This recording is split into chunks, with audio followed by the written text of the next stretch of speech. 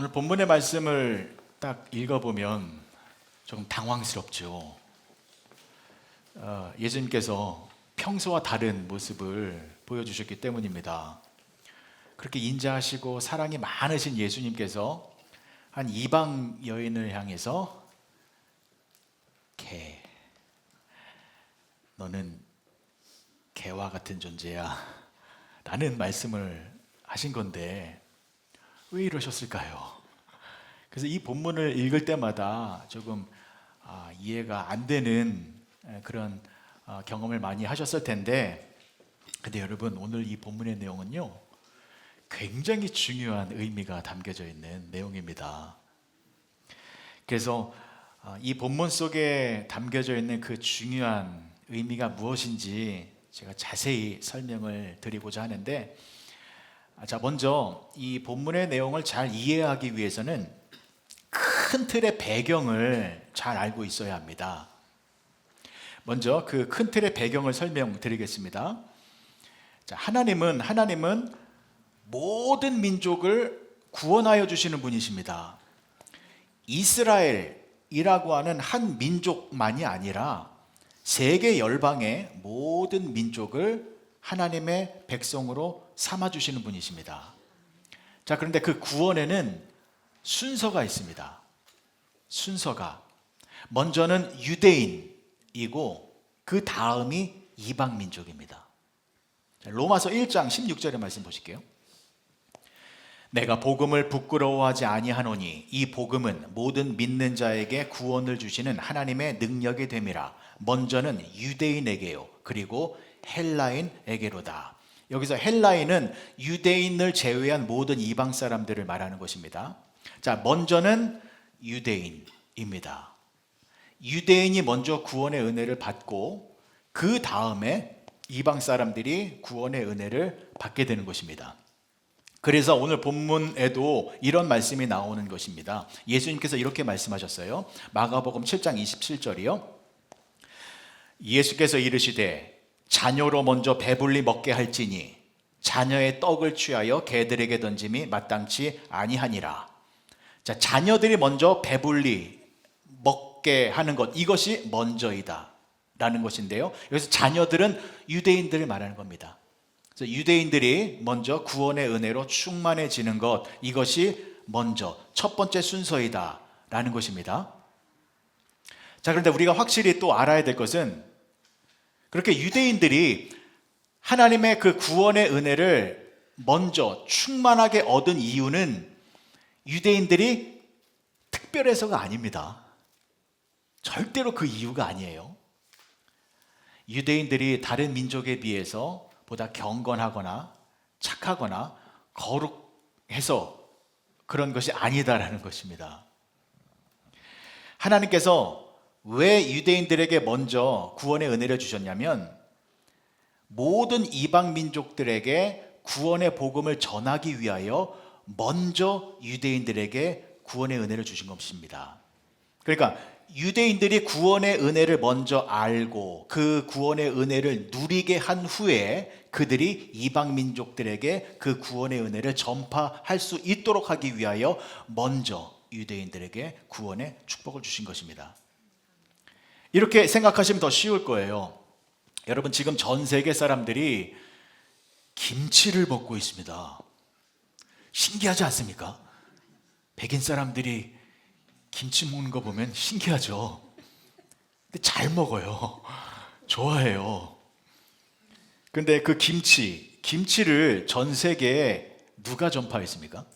한국 사람이죠. 왜요?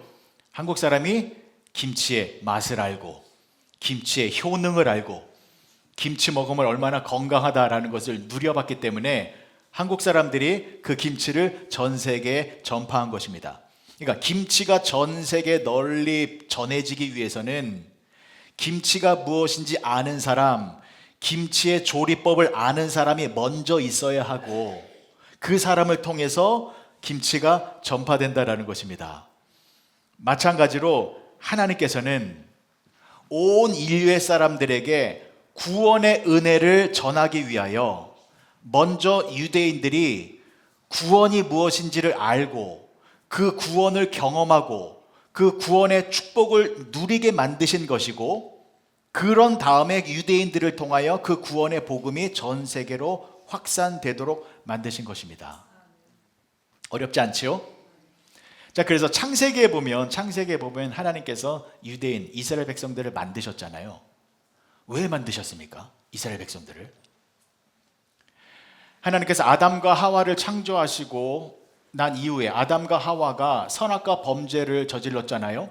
그 이후에 지구상에 존재하는 모든 사람들은 하나님을 모르고 살아가고 있었습니다. 하나님을 외면하고 하나님을 등지고 살아가고 있었습니다.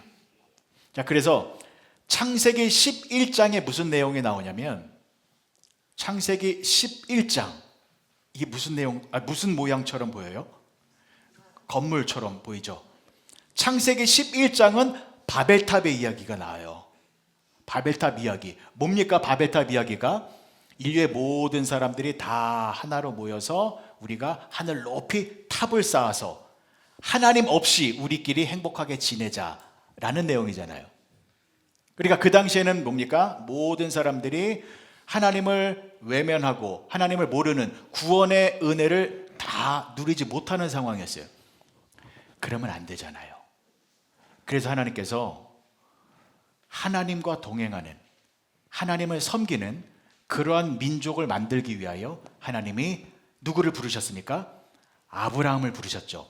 아브라함의 이야기가 11장 다음이 12장부터 나오는 거예요. 그래서 하나님이 아브라함을 부르셨어요. 아브라함은 하나님을 믿던 사람이었습니까? 안 믿던 사람이었습니까?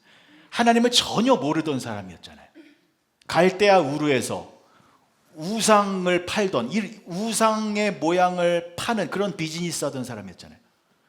그런 사람에게 하나님께서 일방적으로 나타나셔서 너는 본토 친척 아비집을 떠나 가나안 땅으로 가라 라고 했고, 그리고 아브라함이 가나안 땅에서 이삭을 낳고, 이삭이 야곱을 낳고, 야곱이 12아들을 낳아서 이스라엘 민족이 되었잖아요.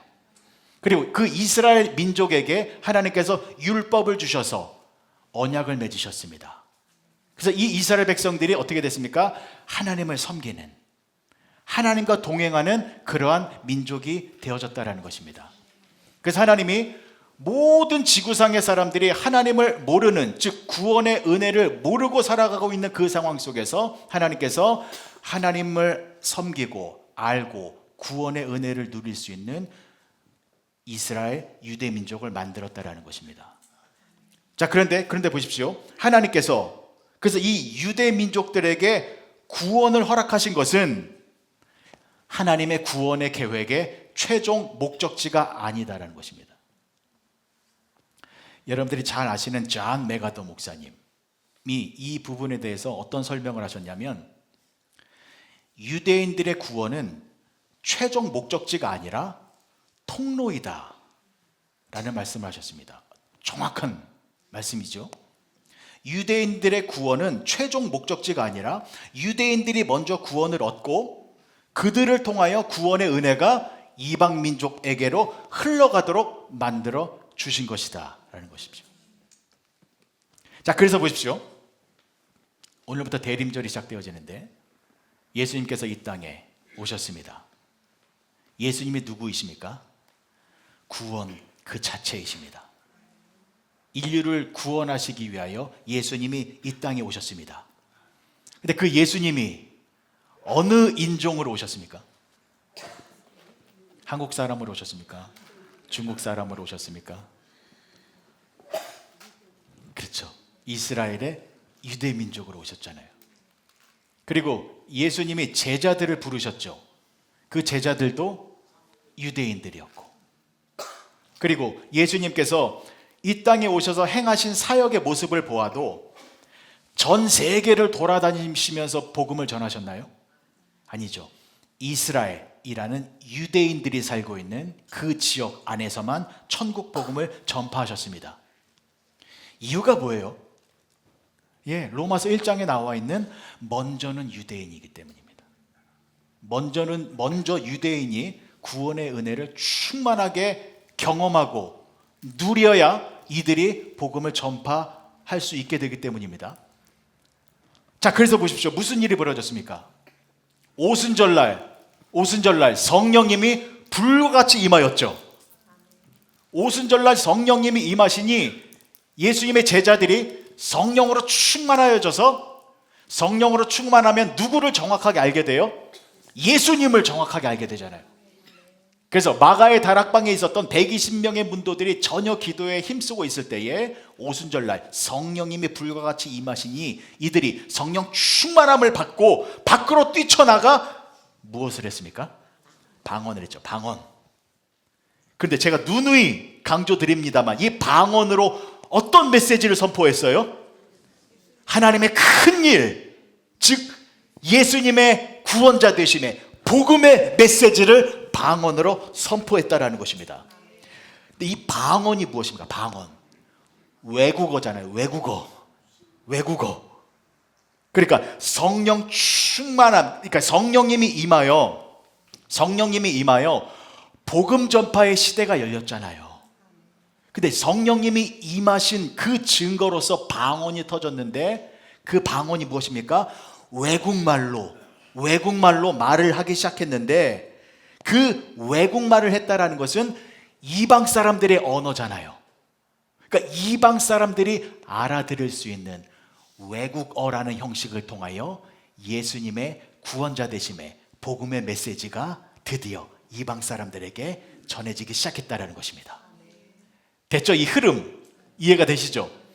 자, 그래서 사도 바울도 보십시오. 사도 바울은 누구입니까? 이방 전도를 위하여 하나님께 선택받은 하나님의 충실한 종이었잖아요. 사도 바울 누구입니까? 유대인 중에 유대인이었잖아요. 뼛속까지 유대인이었던 이 사도 바울이 다메섹 도상에서 예수님을 깊이 만나서 구원의 그 은혜로 충만하여진 후에 이 유대인인 사도 바울로 말미암아 이방 사람들에게 복음이 증거되어졌다라는 것입니다. 그래서 여러분, 그 복음의 흘러감이 이어져서 오늘날까지 이르러 저와 여러분들이 예수님을 믿어 하나님의 자녀가 되어진 것입니다. 그러니까 하나님께서 이 구원의 그 계획과 이루심의 그 방법과 과정 이해가 되셨지요. 유대인이 먼저예요. 그 다음에 이방 사람들이 유대인들을 통해서 구원을 얻게 되는 것입니다. 자, 그래서 이러한 큰 구원의 흐름과 틀 속에서 오늘 본문의 내용이 굉장히 중요한 것입니다. 왜 중요하냐면 첫 번째, 구원이 유대인을 넘어서 이방인에게도 흘러간다라는 것을 예수님이 미리 알려주신 것입니다. 자, 지금요, 오늘 배경이 두로라는 지방이거든요. 두로가 어디냐면 이방 지역입니다. 갈릴리 북서쪽에 있는 곳이거든요. 예수님이 여기에 오신 거예요. 그러니까 이스라엘 땅을 넘어서 이방 지역에 오신 거예요. 여기도 구원이 있다라는 것 알려주시기 위하여. 그 다음에 두 번째가 중요한데요, 그 두로 지역이라는 이방 땅에 예수님께서 혼자 오신 것이 아니라 누구를 데리고 오셨어요? 제자들을 데리고 왔어요. 이게 중요해요. 왜 중요하냐면 이 제자들이 누구입니까? 나중에 성령 충만함을 받아 예수님의 복음을 증거할 사람들이잖아요. 근데 이 제자들이 나중에 이방 사람들에게 복음을 증거할 때 이 이방 사람들이 정말 구원을 얻을 만한 올바른 믿음을 갖고 있는지 안 갖고 있는지 그걸 정확하게 분별해야 되잖아요. 그래서 나중에 이 제자들이 이방 사람들에게 복음을 증거했을 때 이방 사람들이 내가 이제부터 예수님 믿겠습니다. 내가 그동안에 무속신앙, 샤머니즘 이런 거에 심취되어 있었는데 그러나 내가 이제는 그런 거 다 버리고 예수님만 믿겠습니다 라고 믿음을 고백했다면 그 모습을 보고 그 믿음이 과연 올바른 믿음인지 아니면 여전히 그 잡다한 종교들과 혼합되어 있는 잘못된 믿음일 수도 있잖아요. 이방 사람들이 말하는 믿음이. 그래서 이방 사람들이 말하는 믿음이 구원을 얻을 만한 진정한 믿음인지 아닌지를 올바로 분별하게 하기 위하여 예수님이 지금 먼저 제자들을 이끌고 이방 땅에 와서 보여준 거예요. 이방 사람 가운데에 믿음을 고백하는 자가 있는데 이러한 믿음을 고백해야 이것이 진짜 믿음이다 라는 것을 알려주기 위하여. 그래서 오늘 수로보니게 여인이 나오는 거예요. 이 수로보니게 여인이 이방 여인이잖아요. 이 여인의 믿음의 고백과 이 여인의 신앙의 모습, 이게 진짜다. 이러한 모습이 있어야 올바른 구원을 얻을 만한 믿음을 가진 것이다 라는 것을 제자들에게 미리 알려주고 보여주기 위하여 지금 이 두로라는 지역에 와서 수로보니게 여인을 만났다라는 것입니다. 자, 그러니 여러분, 이 모습은 저와 여러분들에게 얼마나 중요한 것입니까? 이 여인의 모습이 저와 여러분들에게 왜 중요합니까? 우리도 이방 사람이기 때문입니다. 우리 유대인 아니잖아요. 그래서 우리도 이방인이에요. 근데 저와 여러분들이 지금 예수님을 믿는다라고 하고 계시죠.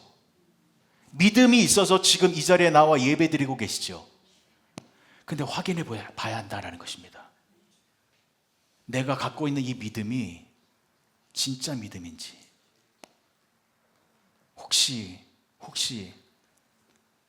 내가 잘못된 생각과 사상에 심취되어 있었는데 그게 혼합되어져서 만들어진 예수님이 인정하지 않는 믿음일 수도 있다라는 것이죠. 그러면 우리가 갖고 있는 이 믿음이 진짜 믿음인지 아닌지 이거 어디서 확인해요? 그래서 이 수로보니게 여인을 보면 된다라는 것입니다. 우리와 동일한 이방 사람인데 이 여인의 믿음은 예수님이 인정하신 믿음이거든요. 그래서 우리가 이 여인의 모습을 잘 들여다봐야 한다는 것입니다. 이 여인의 믿음을 우리의 믿음으로 그렇게 만들어야 된다는 것입니다. 여러분, 저는 목회자로서 이 부분 정말로 중요하다고 생각하고 있습니다.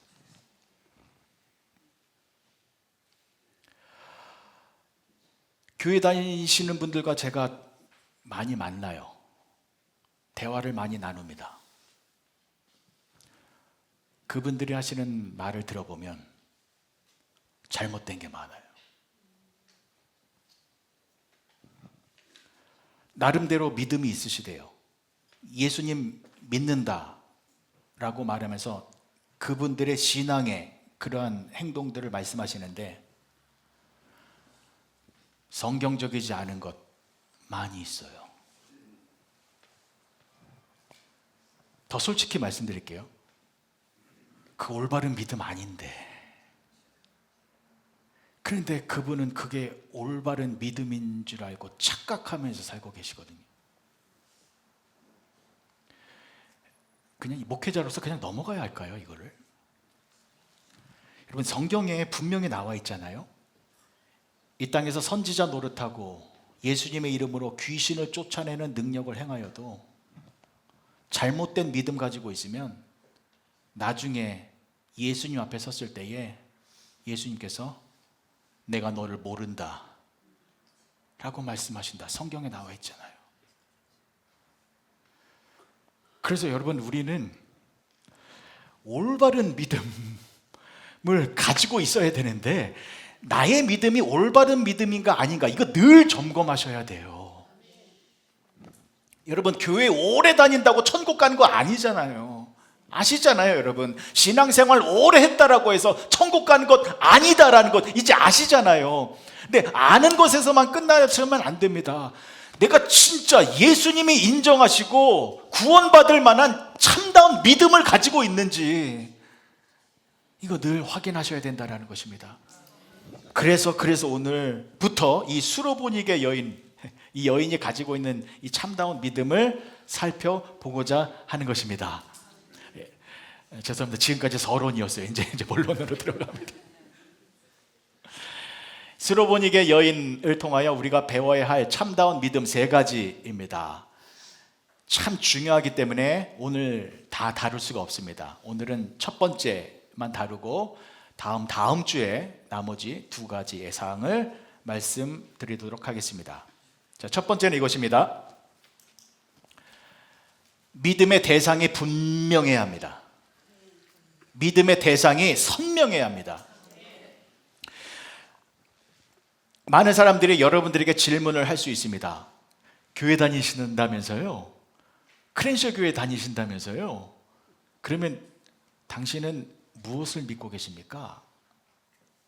당신의 믿음의 대상은 무엇입니까? 라는 질문을 받았을 때 우리는 정확하게 무엇을 말해야 합니까? 나는 예수 그리스도를 믿습니다. 이 대답이 선명해야 됩니다. 나는 예수 그리스도를 믿습니다. 우리의 믿음의 전부는 예수님이고 우리 믿음의 대상은 오직 예수 그리스도이십니다. 아멘 하셨죠? 그런데 솔직하게 내 마음을 들여다보십시오. 여러분들은 지금 무엇을 믿고 계십니까?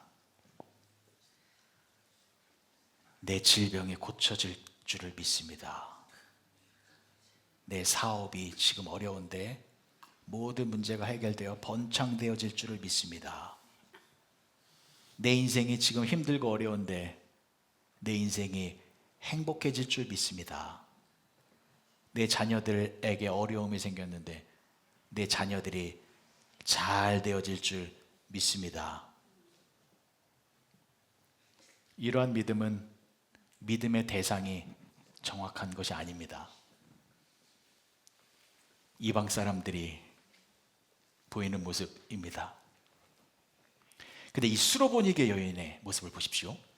마태복음에도 동일한 내용이 나와 있기 때문에 마태복음의 내용을 한번 보시겠습니다. 마태복음 15장 22절이요. 가나안 여자가 수로보니게 여인이에요. 마태복음에서는 가나안 여자라고 나와 있는데 가나안 여자 하나가 그 지경에서 나와서 소리질러 이르되 주 다윗의 자손이여 나를 불쌍히 여기소서 내 딸이 흉악하게 귀신 들렸나이다 하되. 자, 이 여인은 예수님을 향해서 어떤 호칭을 사용하고 있습니까? 주 다윗의 자손이요. 이것은 이 여인은 예수님을 분명하게 알고 있었다라는 것입니다. 예수님을 주님, 다윗의 자손이요, 메시아. 예수님은 주님, 왕, 구원자, 메시아로 정확하게 알고 있어서 예수님을 유일한 믿음의 대상으로 삼고 있었다라는 것입니다. 여러분, 이것이 우리의 믿음이 되어야 합니다. 우리는 예수님만 믿어야 합니다. 예수님이 우리 믿음의 유일한 대상이시고 우리 믿음의 모든 것이 되어야 합니다. 여러분, 이 수로보니게 여인이 예수님을 향하여 주 다윗의 자손이요 라고 고백한 것, 이거 놀라운 일입니다. 왜냐하면 보십시오, 이 수로보니게 여인을 조금 전에 읽었던 마태복음에서는 가나안 여자라고 했잖아요. 가나안이라는 지역을 드러냈잖아요. 그것은, 가나안 지역은 이방신이 가득한 지역을 상징하는 곳이거든요. 그리고 지금 예수님이 계신 수로보니게 여인이 살던 그 지역이 두로라는 지역이잖아요. 두로. 여기 어떤 곳이냐면 구약시대 때 이세벨이 살았던 성읍으로서 바알 숭배의 진원지였어요.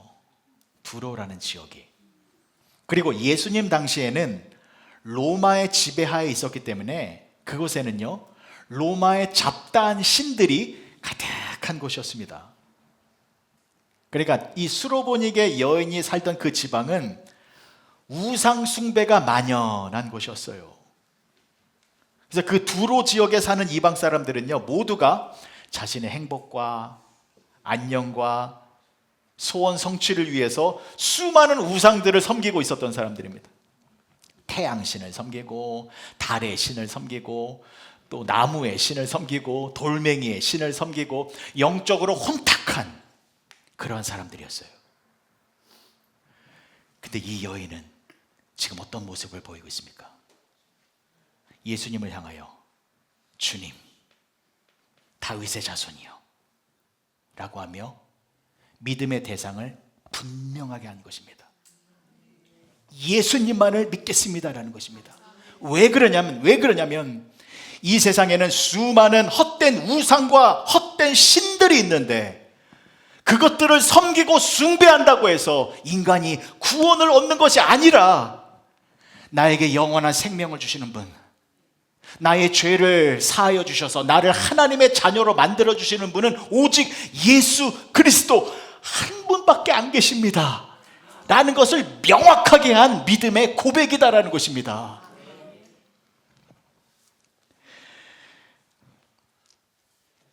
그래서 저와 여러분들도 예수님을 나의 구원자 되심으로 분명하게 믿어야 한다는 것입니다.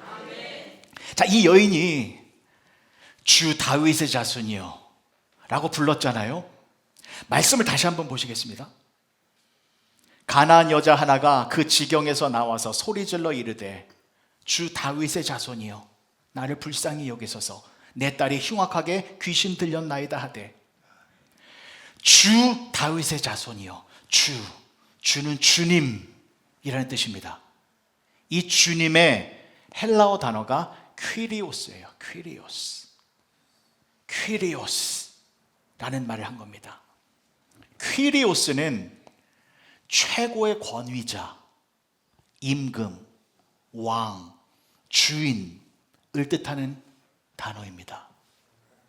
그러니까 이 여인은 예수님을 향하여, 예수님은 만왕의 왕이시고 모든 인류의 임금이자 주인이시기 때문에 예수님만이 나의 영혼을 구원하시고 나의 생명을 영원한 생명으로 변화시켜 주셔서 나를 하나님의 자녀로 만들어 주시는 분이십니다 라는 것을 고백한 것입니다.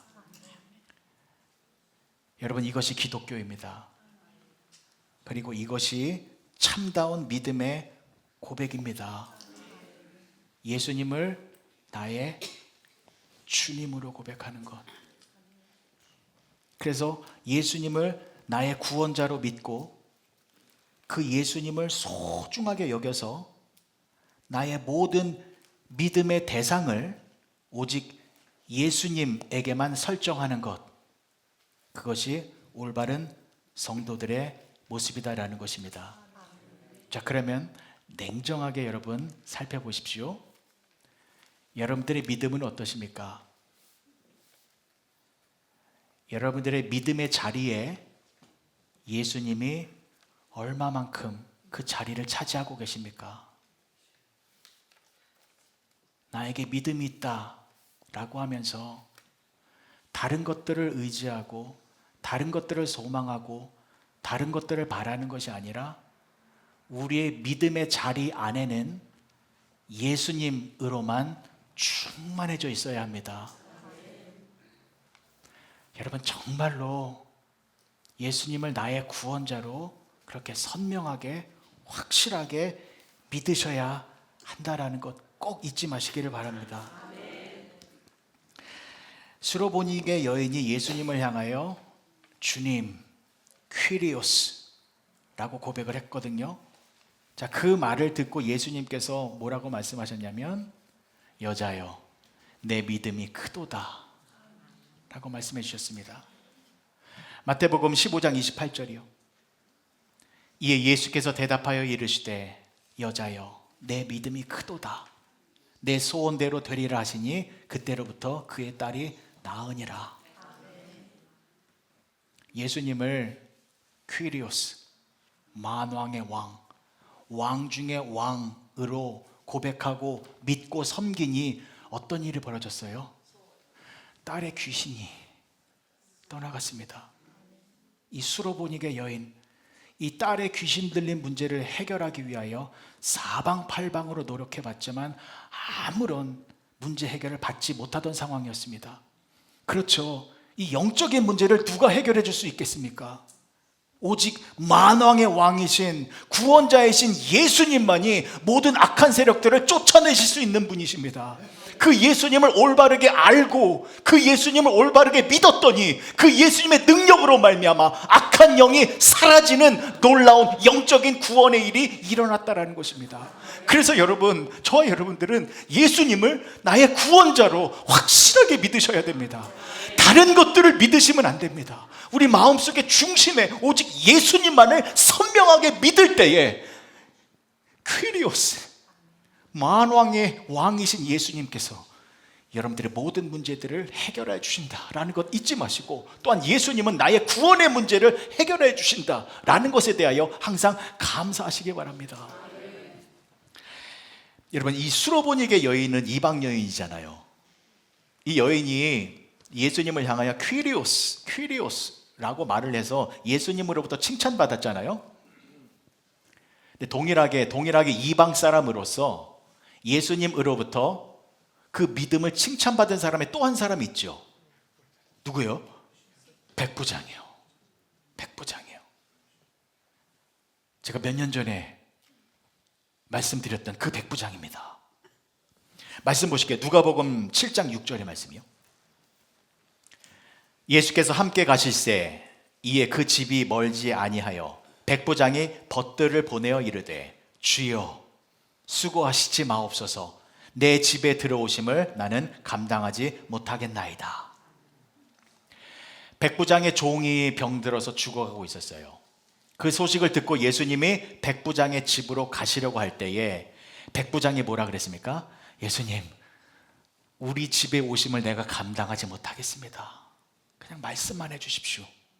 그럼 내 종이 낫겠나이다. 아시죠, 이 내용? 자, 그런데 여러분, 이 백부장이 예수님을 향하여 아주 위험한 말을 했어요. 위험한 말을. 그 위험한 말이 무엇입니까? 다시 한번 보실게요. 누가복음 7장 6절의 말씀. 예수께서 함께 가실새 이에 그 집이 멀지 아니하여 백부장이 벗들을 보내어 이르되 주여 수고하시지 마옵소서 내 집에 들어오심을 나는 감당하지 못하겠나이다. 예수님을 향하여 어떤 호칭을 사용했습니까? 주여. 이것 역시 퀴리오스 뜻이 무엇이라고요? 왕, 임금, 주인, 최고 통치자라는 뜻입니다. 근데 이 말을 백부장이 했어요. 백부장은 군인이잖아요. 군인. 그러면 그 당시에 군인의 신분으로서 왕, 임금, 최고 통치자라는 호칭은 딱 한 사람에게만 붙여져야 합니다. 누구요? 로마 황제. 그 당시에는요, 티베리우스 황제가 모든 로마 제국을 다스리고 있었고 티베리우스 황제가 신으로 군림하고 있었습니다. 때문에 당시의 군인이었던 이 백부장은 자신의 상관인 티베리우스 황제만을 향해서 퀴리오스, 나의 왕, 나의 임금, 나의 최고 통치자라는 호칭을 사용해야만 했습니다. 그런데 이 백부장은 로마의 황제가 아니라 예수님을 향하여 퀴리오스, 당신은 하나님이십니다. 당신은 이 세상에서 가장 큰 왕이시며 당신은 최고의 통치자이십니다. 얼마나 위험한 말을 한 겁니까? 이 말 하잖아요. 예수님이 로마의 황제보다 더 높으신 분입니다 라는 이 말을 했기 때문에 백부장은 어떻게 될까요? 군인의 신분을 잃어버릴 수 있죠. 그 당시에 백부장이라는 군인은 부귀영화, 모든 권세와 권력 다 누릴 수 있었던 굉장히 좋은 직업이었습니다.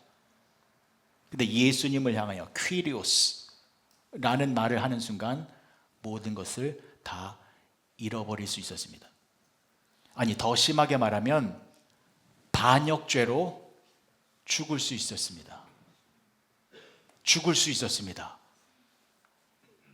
그런데 이 백부장은 입을 열어서 예수님을 향하여 당신은 퀴리오스라는 말을 한 것입니다.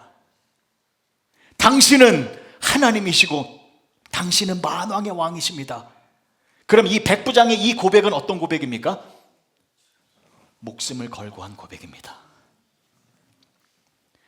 예수님을 위해서라면 나의 재산, 명예, 권세 다 포기할 수 있다 라는 것을 고백한 것입니다. 왜요? 예수님은 하나님이시기 때문입니다. 이 세상의 부귀, 영화 이런 것을 주시는 분이 아니라 나의 영혼을 구원해 주시는 분, 죽음을 정복하셔서 나에게 영원한 생명을 주시는 분, 나의 모든 죄를 깨끗하게 씻어주셔서 나를 영원토록 의로운 자, 거룩한 자로 만들어주셔서 나를 하나님의 자녀로 만들어주시는 분, 그분은 오직 예수님밖에 없으시다라는 것을 알았기 때문에 이 백부장은 예수님을 향하여 퀴리오스, 나의 주님입니다 라는 고백을 명확하게 했다라는 것입니다. 여러분, 백부장은요 정치적인 계산으로 예수님을 믿은 것 아니었습니다. 예수님을 믿으면 내가 어떤 부귀와 행복과 이익을 얻게 될까, 이런 것 생각한 것이 아닙니다. 백부장은 나의 온 인생을 예수님께 드린 겁니다. 그리고 예수님을 나의 퀴리오스로 고백하며 예수님만을 섬기는 모습을 보였다라는 것입니다. 여러분, 우리도 이런 모습을 보여야 되는 것입니다. 예수님을 나의 왕으로요, 나의 모든 것 되시는 그분으로 우리가 섬겨야 된다는 것입니다. 백부장의 그 모습을 보시고 예수님께서도 수로보니게 여인에게 보여주셨던 비슷한 모습을 보여주셨죠. 누가복음 7장 9절의 말씀입니다. 예수께서 들으시고 그를 놀랍게 여겨 돌이키사 따르는 무리에게 이르시되 내가 너희에게 이르노니 이스라엘 중에서도 이만한 믿음은 만나보지 못하였노라 하시더라. 말씀을 보실까요? 예수님께서 퀴리오스라는 말을 들으시고 그를 놀랍게 여기셨대요. 놀라신 거예요. 영어 성경 보실까요? When Jesus heard this, he was amazed at him. 예수님이 amazing 하신 거예요. 이런 말씀을 읽으면 좀 뭐랄까요, 나도 저러고 싶은데 나도 이런 좀 칭찬을 받고 싶은데, 이런 생각 안 드시나요?